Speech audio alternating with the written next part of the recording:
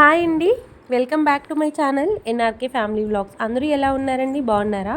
నేనైతే చాలా బాగున్నా. మీ అందరూ ఎలా ఉన్నారో నా కామెంట్ సెక్షన్లో అయితే పింక్ చేయండి. ఇంకా ఈ వ్లాగ్లో వచ్చేసి నా మార్నింగ్ రొటీన్ అండ్ అలాగే మేము ఈరోజు అమ్మ వాళ్ళ ఇంటికి వెళ్తే బయలుదేరిపోతున్నాం అనమాట.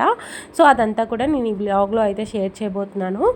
ఇక్కడ మార్నింగ్ బ్రేక్ఫాస్ట్ కోసం నేను ఇది వచ్చేసి నైట్ నానబెట్టుకున్నానండి. Phool makhana and oats, upma rava and అలాగే అటుకులు అనమాట.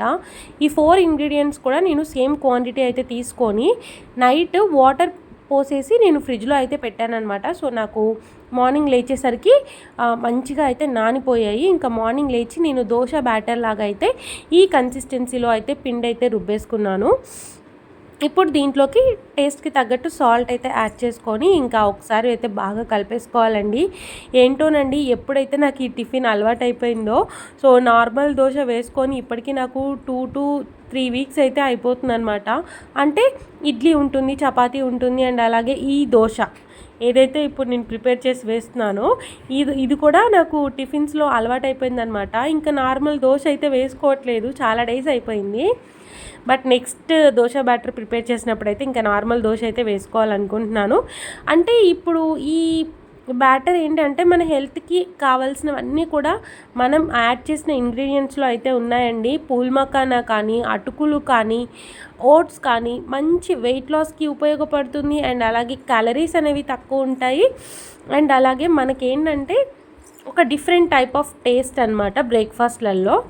సో అందుకే నేను రెగ్యులర్గా ఇదే యూజ్ చేస్తున్నాను అనమాట. నార్మల్ దోశ పిండి వేయకుండా ఇదైతే వేస్తున్నాను. ఇంకా ఈరోజు అయితే బ్రేక్ఫాస్ట్ వచ్చేసి ఇదండి మాది. ఓట్స్, పూల్ మకానా, అటుకులు అండ్ ఉప్మా రవ్వతోని మీరు చూస్తున్నారు కదా, నేను నాన్ స్టిక్లో అయితే వేసాను అనమాట. ఈ దోశలు మాత్రం నేను నాన్ స్టిక్లోనే వేస్తానండి. ఫస్ట్ నుంచి కూడా దీంట్లోనే వేస్తున్నాను అనమాట. సో ఇక్కడ చూస్తున్నారు కదా, చక్కగా మీడియం సైజులో అయితే దోశ వేసుకున్నాను. మనం నాన్ స్టిక్లో వేస్తున్నాం కాబట్టి మనకి పెద్దగా అయితే దోశలు రావు, జస్ట్ మనం మీడియం సైజులో అయితే వేసుకోవచ్చు. ఇంక ఇక్కడ రెండు వైపులా కూడా లైట్ గోల్డెన్ కలర్ వచ్చేలాగైతే కాల్చుకుంటున్నాను. మనకి ఆయిల్ ఎక్కువగా పట్టదండి, మనం కావాలంటే వేసుకోవచ్చు, కానీ తక్కువ ఆయిల్తో మంచిగా అయితే రెండు వైపులా కూడా దోశ అనేది మంచిగా కాలిద్ది అనమాట. ఇంకా బ్రేక్ఫాస్ట్ అయితే రెడీ అయిపోయిందండి. సో ఇంకా మేము బ్రేక్ఫాస్ట్ అయితే చేసాము. తర్వాత ఇక్కడ పాప కోసం అయితే బ్రేక్ఫాస్ట్ రెడీ చేస్తున్నాను. ఈరోజు వచ్చేసి రాగి అండ్ యాపిల్ చేస్తున్నాను అనమాట తనకి. సో ఫస్ట్ అయితే యాపిల్ పీల్ చేసేసుకొని ఇంకా వాటర్, యాపిల్ పీసెస్ మునిగేంత వరకు అయితే వాటర్ పోసుకొని ఇంకా వాటిని బాగా మరిగేదాకా అయితే ఉంచుకుంటున్నాను. సో మనం ఈ యాపిల్ పీసెస్ అన్నిటిని కూడా పేస్ట్ లాగా అయితే చేసుకొని పక్కన పెట్టుకుంటాం అనమాట.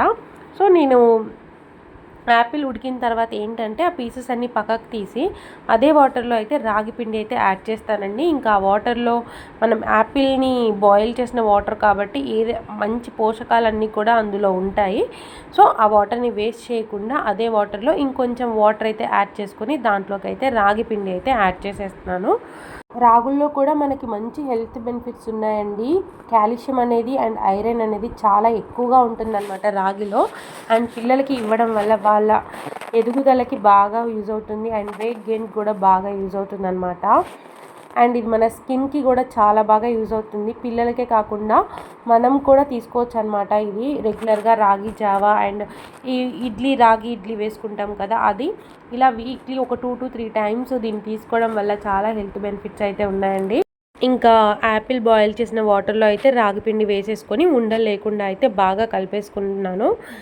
తర్వాత వచ్చేసి ఇంకా అది కొంచెం ఉడికేలోపు ఇక్కడ యాపిల్ పీసెస్ మనం బాయిల్ చేసుకున్నాం కదా, దాన్ని మొత్తం కూడా స్మాష్ చేసేసుకుంటున్నాను అనమాట. అంటే గట్టిగా పీసెస్ లేకుండా మొత్తం మెత్తగా అయితే స్మాష్ చేసేసుకుంటున్నాను. సో నేను ఇప్పటికీ కూడా స్మాషర్ కొనలేదండి, అసలు ఎప్పుడు మర్చిపోతూనే అయితే ఉంటున్నాను. ఇంకా అది కొంటానో లేదో కూడా తెలీదు. ఇలా పప్పు గుత్తితో అయితే స్మాష్ చేసేస్తున్నాను, లేదంటే మిక్సీ జార్లో అయితే వేస్తున్నాను అనమాట. ఇంక ఇక్కడ చూస్తున్నారు కదా, రాగి పిండి అయితే మంచిగా అయితే ఉడికిపోయింది. ఇప్పుడు దీంట్లోకి స్మాష్ చేసి పెట్టుకున్న ఈ యాపిల్ ప్యూరీ మొత్తం కూడా వేసేసుకుంటున్నాను అనమాట. ఇంకా ఏమైనా పచ్చిదనం ఉంటే పోతుందని చెప్పేసి అండ్ ఈ రాగి పిండి ఉడికేటప్పుడే దాంట్లో ఈ యాపిల్ ప్యూరీ కూడా వేసేసుకొని ఒక 2 to 3 మినిట్స్ తిప్పుకుంటే సరిపోతుందండి. మనకి ప్యూరీ అనేది రెడీ అయిపోతుంది, రాగి అండ్ యాపిల్ ప్యూరీ. ఇంకా దీంట్లోకి అయితే కొంచెం నెయ్యి కూడా యాడ్ చేసేసుకొని ఒకసారి మొత్తం అయితే బాగా కలిపేసుకొని ఒక 1 to 2 మినిట్స్ ఉంచేసి ఇంకా నేను స్టవ్ అయితే ఆఫ్ చేసేస్తానండి. ఇంకా ఇది వచ్చేసి ఈరోజు మా పాప బ్రేక్ఫాస్ట్ అండి. ఎవరైనా కొత్తగా నా ఛానల్ చూసినట్టయితే, ఎవరైనా న్యూ మామ్స్ ఉంటే ఈ రెసిపీని అయితే ట్రై చేయండి. మార్నింగ్ బ్రేక్ఫాస్ట్కి పెట్టొచ్చు అండ్ ఆఫ్టర్నూన్ కూడా పెట్టొచ్చు అనమాట. ఎవరైతే 6 to 9 months బేబీస్ ఉంటారో వాళ్ళకి ఆఫ్టర్నూన్ కూడా ఇది ఇంక్లూడ్ చేయొచ్చండి. నేను ఎక్కువగా అయితే దీన్ని మార్నింగ్ టైమ్స్ బ్రేక్ఫాస్ట్ పెట్టడానికి అయితేనే ప్రిఫర్ చేస్తానన్నమాట.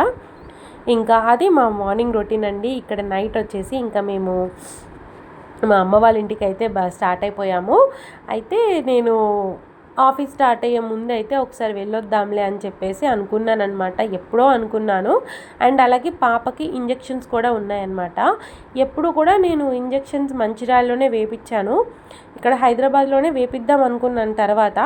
బట్ ఇంకా నేను కూడా వెళ్దాం అనుకున్నాను కదా, ఇంకా తనకు కూడా వేసే టైం కూడా ఉంది. ఇంక అక్కడే వేపిద్దాంలే అని చెప్పేసి నేను ఇక్కడ వేయించలేదు హైదరాబాద్లో. సో ఇంకా అక్కడికి వెళ్ళిన తర్వాత వేపిద్దాంలే అని చెప్పేసి ఇంకా నేను కూడా అమ్మ వాళ్ళ ఇంట్లో కొన్ని రోజులు అయితే ఉండబోతున్నానమాట.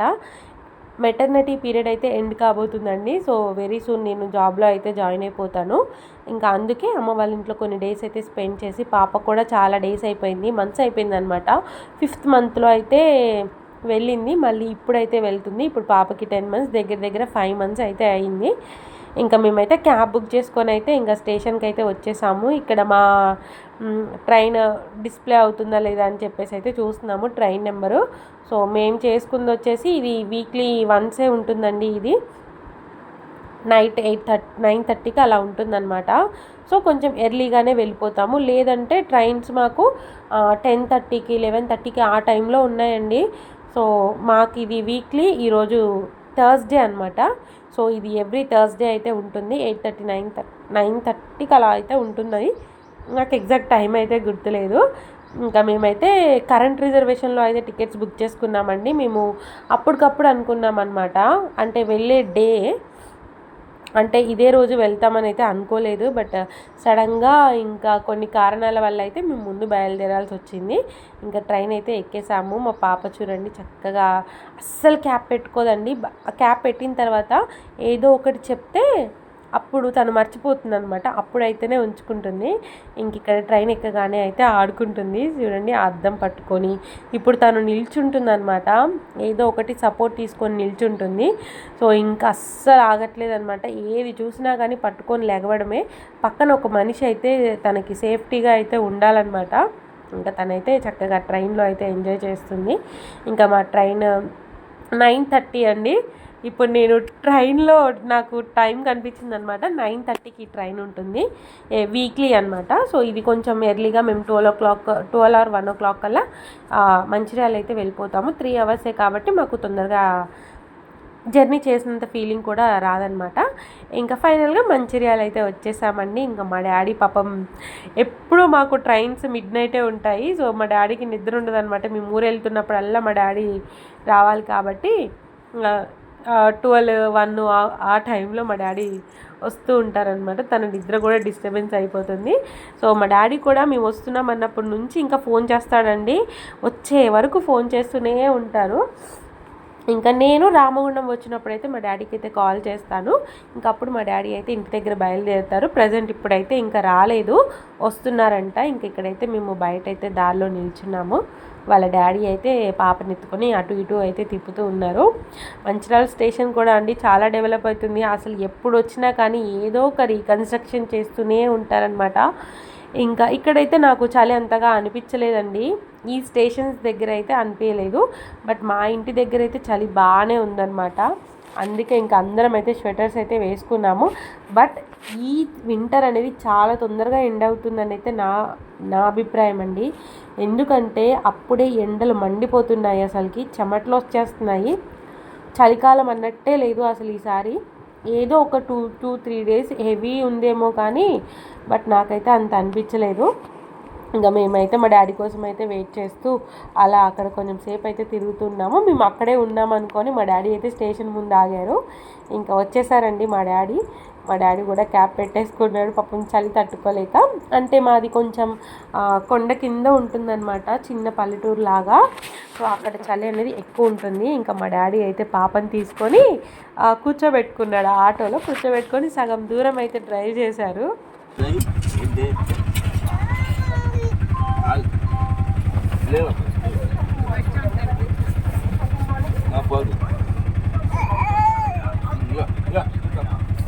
చదువు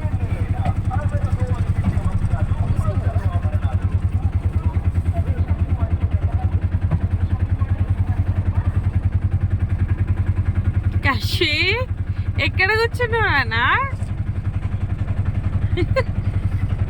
ఆటో డ్రైవ్ చేస్తావు నువ్వు కూడా? ఆటో డ్రైవ్ చేస్తారా?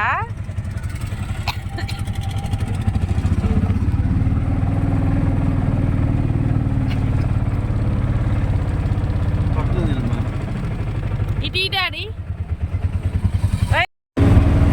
చిల్ చిల్ చిల్ చిల్ పెడుతుంది. కశ్మీర్ అనిపించట్లేదు. చూసారు కదా, మా పాప అయితే వాళ్ళ తాతయ్య పిలవగానే వెళ్ళిపోయిందండి. మంచిగా ముందు కూర్చుంది. ఫస్ట్ ఎవరా ఎవరా అన్నట్టు మా డాడీ ఫేస్ అలానే చూస్తూ ఉంది. తర్వాత అయితే చక్కగా మా డాడీ దగ్గరికి వెళ్ళింది. మా డాడీ కూడా చాలా బాగా ఈసారి, అంటే చిన్నప్పుడు అంటే ఎత్తుకోవడానికి కొంచెం భయపడుతూ ఉంటారు కదా, ఇప్పుడైతే అసలు కశ్వితో బాగా ఆడుకున్నారనమాట. నేను ఇంటి దగ్గర ఉన్న రోజులు కూడా మంచిగా ఆడుకున్నాడు. పాపతోనే రాగానే పాపను ఎత్తుకోవడము, ఆడిపిస్తూ ఉండడము, బయటకు తిప్పడము, ఆటోలో రౌండ్స్ వేయడము బాగా చేశారనమాట. భలే అనిపించింది నాకు. ఇక్కడైతే పాప అయితే వెనక్కి కూర్చుంది. చలి పెడుతుందని చెప్పేసి నాకు మా వారికి మధ్యలో అయితే కూర్చోబెట్టుకున్నాము. ఫైనల్గా మా కాలనీలోకి అయితే ఎంటర్ అయిపోయాము అండ్ మా ఇంటి దగ్గరికి అయితే వచ్చేసాము. అసలు ఇక్కడ చూడండి ఎన్ని బంతి పూలు ఉన్నాయో. మా పక్కన ఆంటీ వాళ్ళు అయితే పెట్టారనమాట. నేను చూపిస్తాను తర్వాత నా కమింగ్ వ్లాగ్స్లో. సో న్యాచురల్గా చాలా దొరుకుతాయి అన్నమాట మా ఇంటి దగ్గర. మా మమ్మీ అయితే నిద్రపోకుండా వాళ్ళ మనవరాల కోసం అక్కడే బయటే కూర్చొని అయితే ఉందన్నమాట. ఇంకంతేనండి, మనవరాళ్ళు ఉంటే కూతుళ్ళు గుర్తురారు వీళ్ళకి, వాళ్ళనే ఎత్తుకుంటారు. సో ఇంకా మా మమ్మీ దగ్గరికి కూడా చూసారు కదా, పిలవగానే అయితే వెళ్ళిపోయింది. ఇంకా కాళ్ళు కడుక్కొని ఇంకా లోపలికి అయితే వెళ్ళిపోయాము.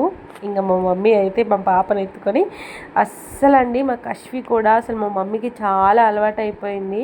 ఉన్న రోజులు కూడా మా మమ్మీని అయితే కొట్టి కొట్టి పెట్టిందనమాట. మా మమ్మీ ఎక్కడికి వెళ్తున్నా కూడా తనకి తెలిసిపోతుంది, ఎక్కడికో వెళ్ళిపోతుంది అన్నట్టు ఏడుస్తూ మా మమ్మీని ఎత్తుకోమన్నట్టు అయితే చేసింది. ఇంకా మా డాడీ కూడా ఎత్తుకున్నారు. ఇంకా ఇదండి వ్లాగ్, ఇక్కడితో అయితే ఎండ్ చేస్తున్నాను. నా కమింగ్ వ్లాగ్స్లో మా అమ్మ వాళ్ళ ఇంట్లో మేము ఏం చేసాము, ఎలా ఉంటాం అనేది అయితే మీతో షేర్ చేస్తాను. హోప్ మీకు అయితే నచ్చింది అనుకుంటున్నాను. నచ్చితే లైక్, షేర్, కామెంట్ చేయడం మాత్రం మర్చిపోవద్దు. Thank you so much for watching this full video అండి. బాయ్.